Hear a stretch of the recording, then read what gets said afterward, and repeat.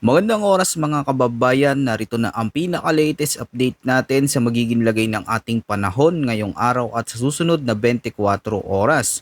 Patuloy na lumalakas si Bagyong Maymay at isa na ito ngayon tropical storm. Inaasahan na magla-landfall na ito at tatawid sa Northern Luzon sa mga susunod na oras. Alamin natin kung may pagbabago ba sa galaw at direksyon nito.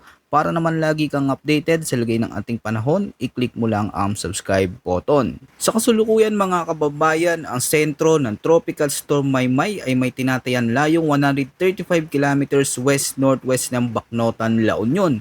Taglay nito ngayon ang maximum sustained winds na umaabot sa 75 kilometers per hour malapit sa sentro, may bugso hanggang 85 kilometers per hour at ang central pressure ay nasa 1,004 hectopascals.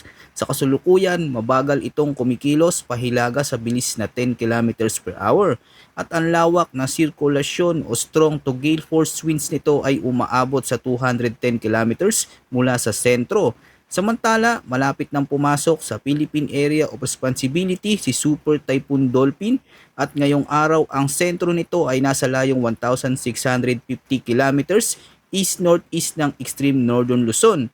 Ang maximum sustained winds nito ay nasa 175 kilometers per hour malapit sa sentro, may bugso hanggang 200 kilometers per hour at kasulukuyang kumikilos ito patimog kanluran sa bilis na 15 kilometers per hour.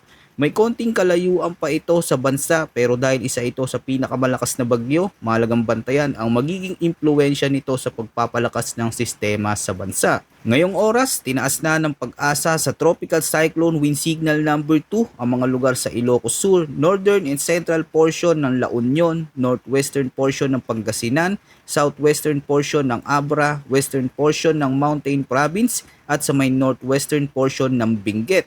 Sa ilalim ng Signal number 2, ang inaasahan lakas ng hangin ay gale force winds na nasa 62 hanggang 88 kilometers per hour. Ang ganitong lakas ng hangin ay may minor hanggang moderate threat sa buhay at ari-arian. Ibig sabihin, maaari nang makaranas ang mga lugar na ito ng mas malalakas na bugso, lalo na sa mga baybayin, matataas na bahagi ng lupa at mga lugar na lantad sa dagat. Nasa ilalim naman ng Tropical Cyclone Wind Signal number 1 ang malawak na bahagi ng Luzon, kabilang dito ang mga lugar sa Ilocos Norte, nalalabing bahagi ng La Union, nalalabing bahagi ng Pangasinan, Apayao, nalalabing bahagi ng Abra, Kalinga, nalalabing bahagi ng Mountain Province, Ifugao, nalalabing bahagi ng Benguet, Mainland Cagayan, Isabela, Quirino, Nueva Vizcaya, northern portion ng Zambales, nalalabing bahagi ng Tarlac, northern portion ng Nueva Ecija at sa may northern and central portion ng Aurora. Sa ilalim na signal number 1, ang wind threat ay strong winds na may lakas ng hangin na aabot sa 39 hanggang 61 kilometers per hour at may warning lead time na 36 hours na may minimal hanggang minor threat sa buhay at ari-arian. Dumako agad tayo sa latest heavy rainfall outlook dahil ito ang malagang bantayan sa kasulukuyang kondisyon. Ngayong araw, pinakamalalakas na pag-ulan ang inaasahan na lalagpas sa 200 mm sa La Union at Benguet. Dahil dito mataas ang panganib ng pagbaha, pagguho ng lupa at pag-apaw ng mga ilog, lalo na sa mga bulubunduking lugar. Samantalang aabot naman sa 100 hanggang 200 mm na ulan ang posibleng bumagsak sa Ilocos Sur, Pangasinan, Abra, Zambales at Occidental Mindoro. Habang nasa 50 hanggang 100 mm ng ulan ang inaasahan sa Metro Manila, Rizal, Cavite, Batangas, Ilocos Norte, Apayao, Kalinga, Mountain Province, Ifugao, Nueva Vizcaya, Tarlac, Nueva Ecija, Pampanga, Bulacan, Bataan, Zambales at sa may Antique. Dito posibleng lumakas bigla ang buhos ng ulan na maaring magdulot ng pagbaha at landslides sa mga lugar na malapit sa gilid ng bundok. Pagsapit naman ng August 7, tuloy-tuloy pa rin ang malalakas na pag-ulan na aabot sa 100 hanggang 200 mm sa Occidental Mindoro, habang aabot naman sa 50 hanggang 100 mm ang inaasahan sa Ilocos Sur, La Union, Pangasinan, Benguet, Zambales, Bataan, Cavite, Batangas at Antique. At pagsapit ng Biyernes, August 8, inaasahan na magpapatuloy pa ang malalakas na epekto ng bagyo na may heavy to intense rainfall na nasa 100 hanggang 200 mm ang mararanasan sa Zambales, Bataan at Occidental Mindoro. Samantala, moderate to heavy rainfall na abot sa 50 hanggang 100 mm naman ang posibleng tumama sa Ilocos Sur, La Union, Pangasinan, Abra, Benguet, Tarlac, Pampanga, Cavite, Batangas at sa may Antique. Mahalaga rin tandaan na ang mga rainfall forecast na ito ay maaari pang mas lumala sa mga bulubundukin at matataas na lugar dahil sa orographic effect.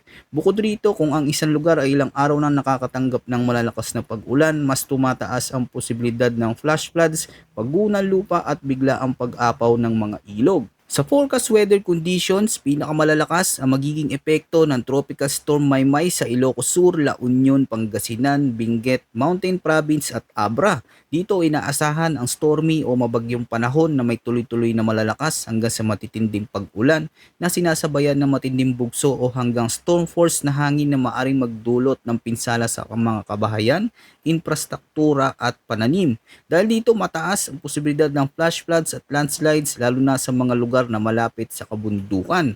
Sa Cagayan Valley at natitirang bahagi ng Ilocos Region, Cordillera Administrative Region, gayon din sa may Zambales, Tarlac at Nueva Ecija, makakaranas naman ng maulan at mahangin na panahon.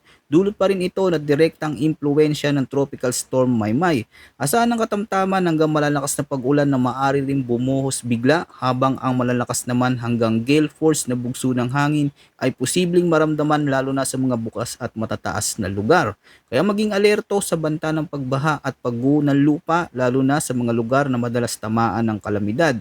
Samantala sa natitirang bahagi ng Central Luzon, magiging maulap ang kalangitan na may kalat-kalat na pag-ulan, pagkidlat at pagkulog.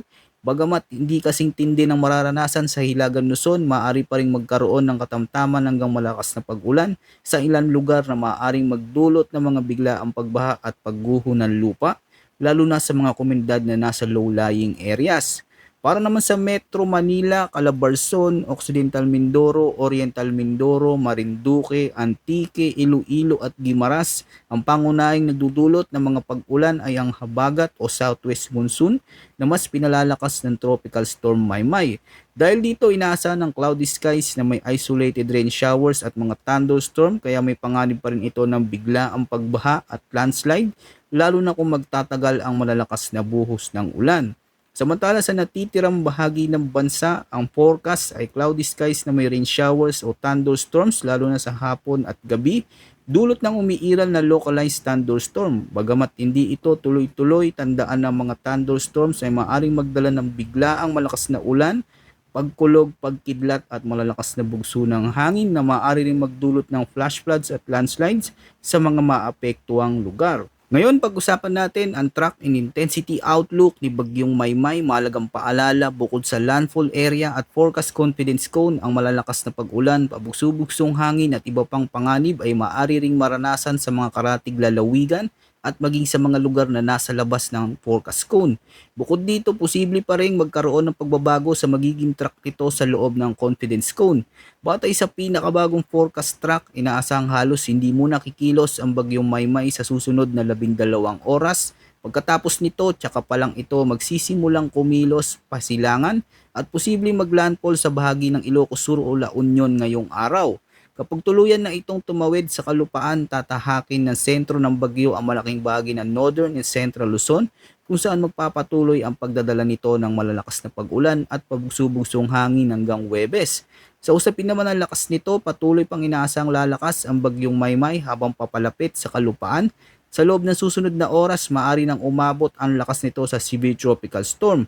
Ngunit sa oras na makatawid ito sa kabundukan at kalupaan ng Luzon, magsisimula na rin ang paghina ng sistema dahil mawawalan na ito ng pangunahing pinagkukunan ng enerhiya mula sa mainit na karagatan. Dahil dito inaasang hihina muli si Bagyong Maymay bilang isang tropical depression pagsapit ng bukas ng umaga at kung magpapatuloy ang paghina nito habang nasa kalupaan. Dito malinaw mga kababayan na maging alerto po tayo sa malalakas na pag-ulan, pagbaha at pagguho ng lupa at sa mga malalakas na bugso ng hangin sa maraming bahagi ng Luzon. Kaya mahalaga manatiling alerto at patuloy na subaybayan ng mga susunod na weather updates natin dito sa ating channel. Maraming salamat sa panonood mga kababayan at huwag kalimutang mag-ingat.